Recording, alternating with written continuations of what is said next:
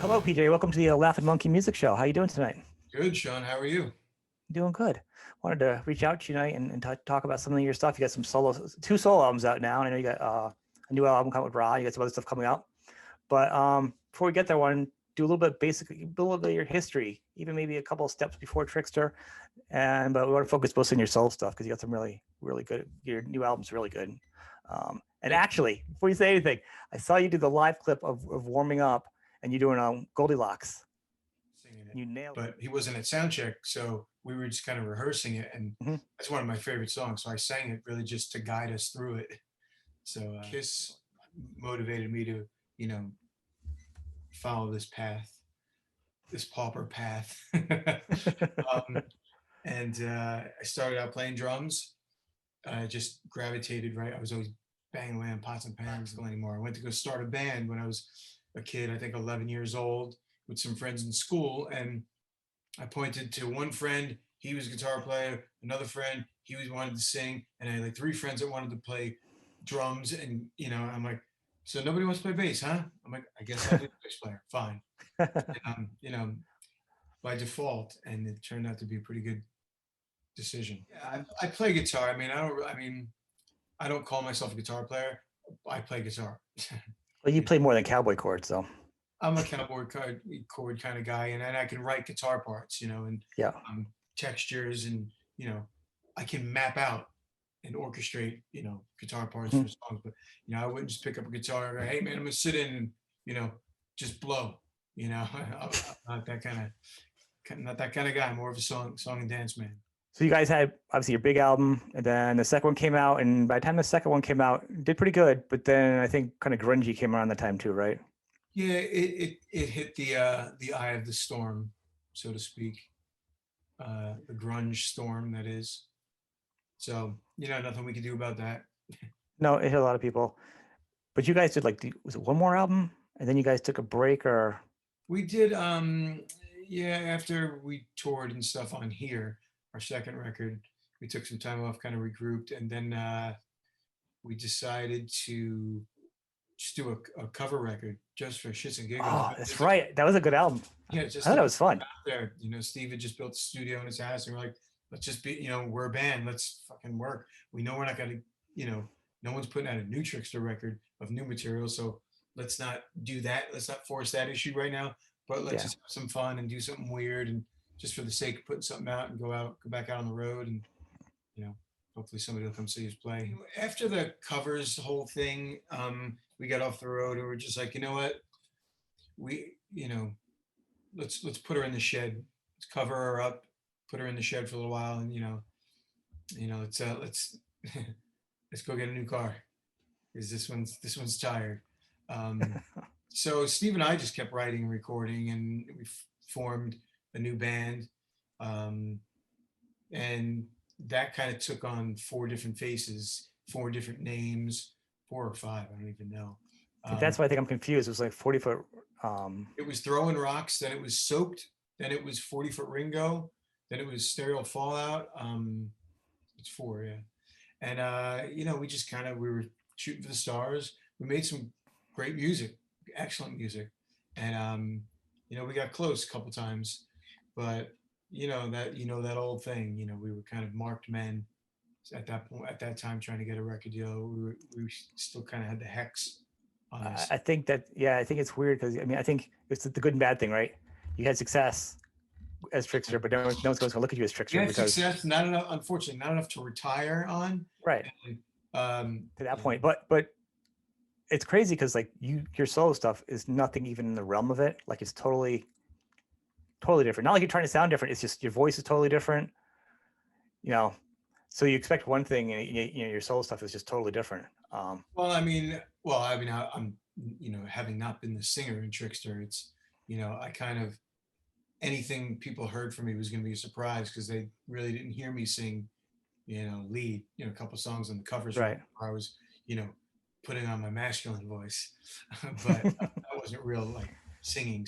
That was impersonations, and But it feels more like a more of a not I hate the phrase modern rock, but it feels like a different type of rock. what I'm saying. It doesn't feel Yeah, I like mean, it's I have a pretty broad um, palette, and being in newer bands as well as being playing with Trixter and Eric Martin and Lita Ford and all these kind of heritage bands, so to speak. But then being in a band like Ra and uh, now Fozzy, and I've played with all kinds of bands, Hours, and different styles of music, and I've always kind of kept my kind of finger on the pulse, really, and I just love all sorts of music. So I've always been kind of in tune with current stuff. So everything gets filtered through me. I love the classic stuff, and I pull my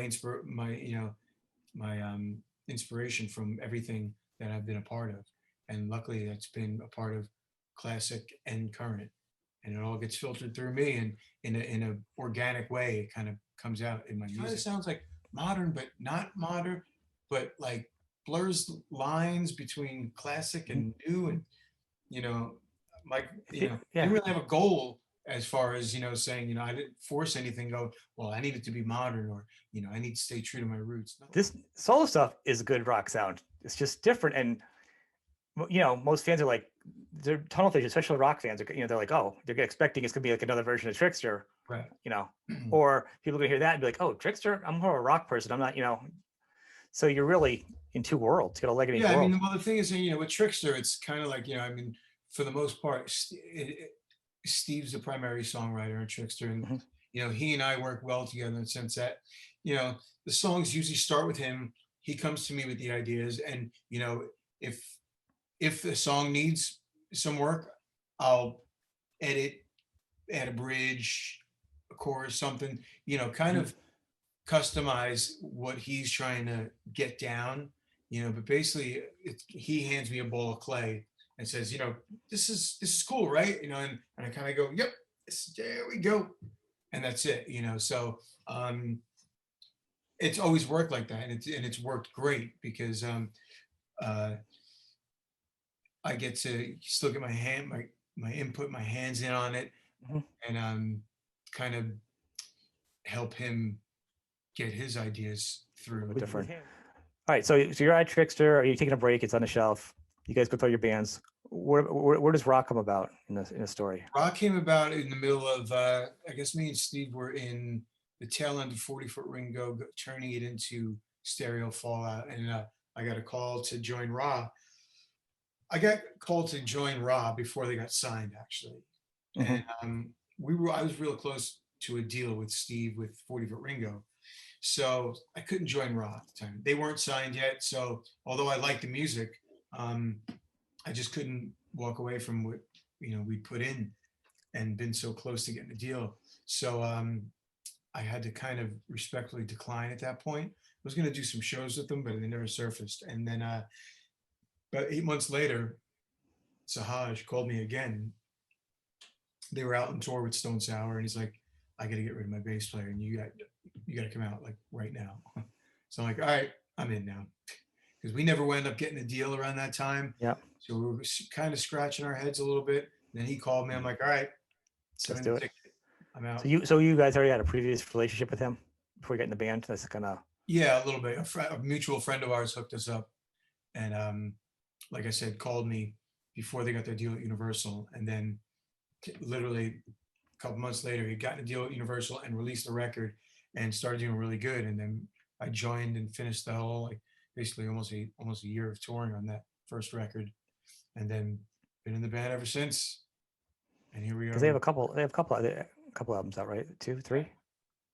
God, what's it like? Let me see. From One, Duality, um, Critical Mass. We have Raw. We have Black Sun. Um, there's like a B-sides thing. I might be forgetting one. And we have one coming out March. I start writing that first record of mine right around the time that, right just before I joined Raw, I think. And it was really just kind of like, even before that, like when me and Steve were just doing nothing but writing and recording, like every day. Mhm. and there'd be songs that I wrote, full songs, and I'm like, you know what, this isn't good for what we're doing. So let me just record it, and so I have it because it's it's still a song that I wrote that I want to record. So I just had this collection of songs, and that goes back to 2001, and even before that. That was a good Um, collection. yeah, and I just kind of sat on it for so long because you know, getting kicked around with the 40-foot Ringo thing and dealing with the labels. And then even with Raw, we were on Universal, and great being on Universal Republic Records, but also a real pain in the ass. We got kicked around with that label too. And I was really just kind of soured on the whole major label and record label thing. So these songs I was writing, I wasn't making a record to like, all right, well, I got my demo, time to shop. I was just writing songs for the love of writing music, and it's what Hmm. I do. So, I just let them sit. Like I felt that they were kind of timeless. So I'm like, all right, well, they're not losing steam sitting here. It's a shame, but they'll come out when they're ready, when I'm ready to do it. So after we finished recording Trixter's fourth full length record, Human Era, Hmm. um, I was like, you know what? While we're in the studio, me and Steve were doing that record, and I'm like, you know what? I got a couple more songs. Let me bang out these next couple songs, and now's the time. Now all I can do is I can put them up in the cloud, put them on YouTube, and everyone will hear the songs. It's easy now. I don't have to worry about getting a record deal. I don't want to do that. You know, um, or listen to one. Pick apart the songs or try to direct me. I could just kind of put it out there. Right. So yeah, it came out on Melodic Rock Records, um, small independent label that kind of showed up um, in the 11th hour, really, when I was, ready to just put it out. And Andrew McNeese said, "Hey, I love this song, and send me some more." I'm like, "All right, if you could take the burden off me of having to sell it out of my trunk, sure, why not? I'm not looking to get. I know I'm not going to get rich off of this. Just want it out there, and somebody else do the headache of, the logistical stuff, and somebody else help me sell it." So it basically did that. So I joined Lita Ford's band in 2009 after we put Trixter back together in 2008. Played with her for about 4 years, and then put Raw back together. So then I put a Trixter record out, then a Raw record, and then my solo record. Second Trixter record came out in 2016, and then my first solo record came out.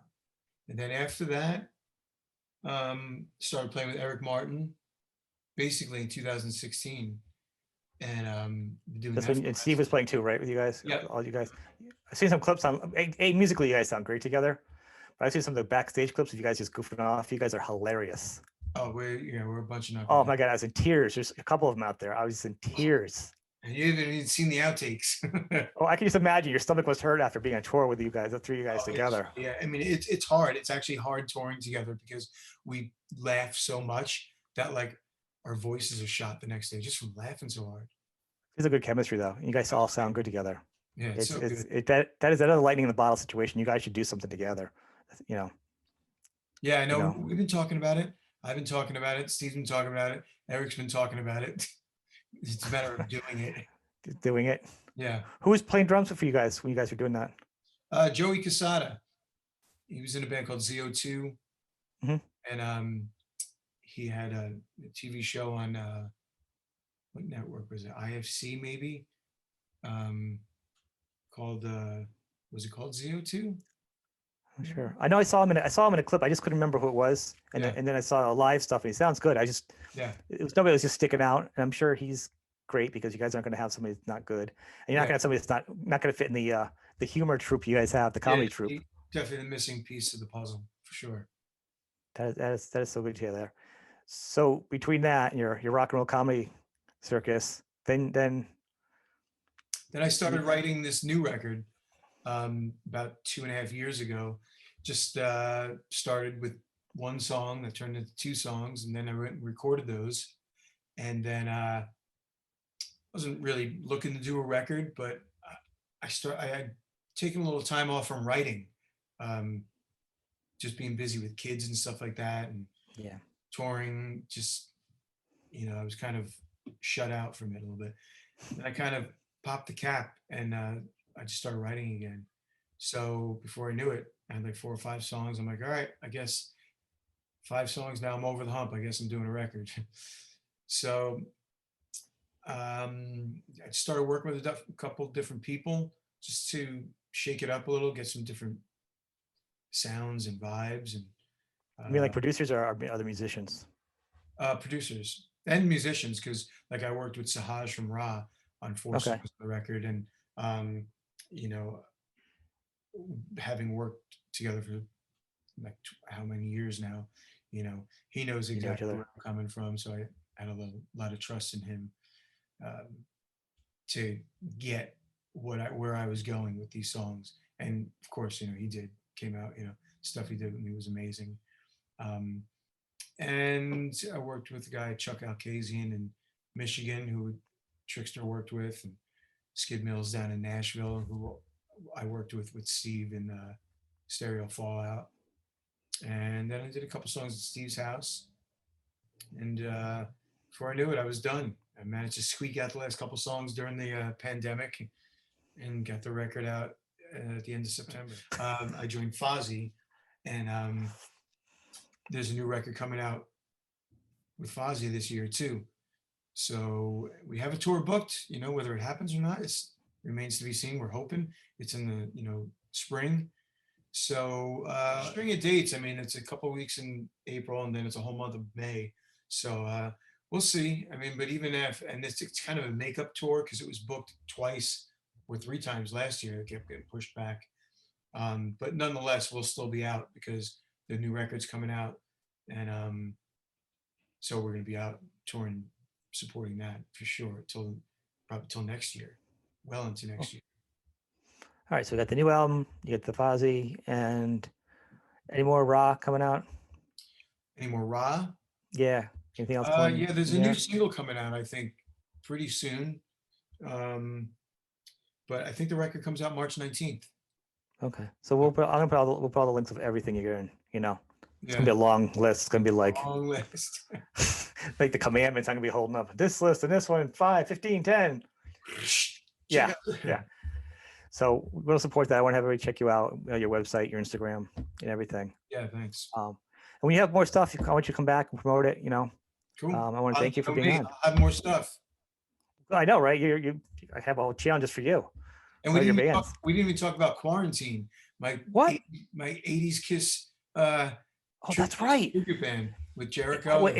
In my defense, so many people are doing it. I don't even know. Like I'm just like, oh, a new gathering of musicians just doing a song. So please. Yeah. So Chris texted me one day and he's like, "Hey, you like 80s Kiss?" I'm like, "Sure." He's like, "So Kent Sucher, who's he's Luke Bryan's drummer. He's like, him and Joe McGinnis from the band Classic 78 doing, and myself are doing a cover of No No No and Heart of Chrome. Need a bass player, and you're the guy. You toured with Kiss on the Revenge tour, and it's just perfect." So I'm like, absolutely. So this was back in like March when it was just kind of really new. It hadn't blown up the whole virtual cover thing. And the remote playing. So we started doing it, and I figured, yeah, cool, throw it up on YouTube and stuff. But if Chris Jericho, he doesn't do anything small. So before I knew it, we had a top 25 single at rock radio with No No No, making it. What a great song to do, though. That's so obscure. I love when bands do something that you're like, that's not a song I thought, but Right, exactly, and it became the highest charting song off of Crazy Nights. That's a good album. I think the album's underrated myself. Yeah. You know. So I mean, great video, and then we did Heart of Chrome. We got Bruce era Kiss, and I was also able to do my pay homage to the 70s Kiss too. I did a couple Kiss covers with Joe McGinnis and Charlie Benante and John Five. We did All the Way and Mr. Speed. And I think Christine, I saw that. I thought I was getting confused because I felt like, wait, I feel like you were in a couple different things. That's why. I am, you were everywhere. I would let me go now before I start to think of some more. Here all day. Well, I want to thank you. I mean, I'm glad you came on, and we'll have you back again and promote some more of your stuff. Okay. Thanks, meet man. I anything new. appreciate it, Sean. All right, man. Thanks All for right, well, thank listening. you. Have a good night. Thank you. All right, Bye. thanks, man. Bye-bye.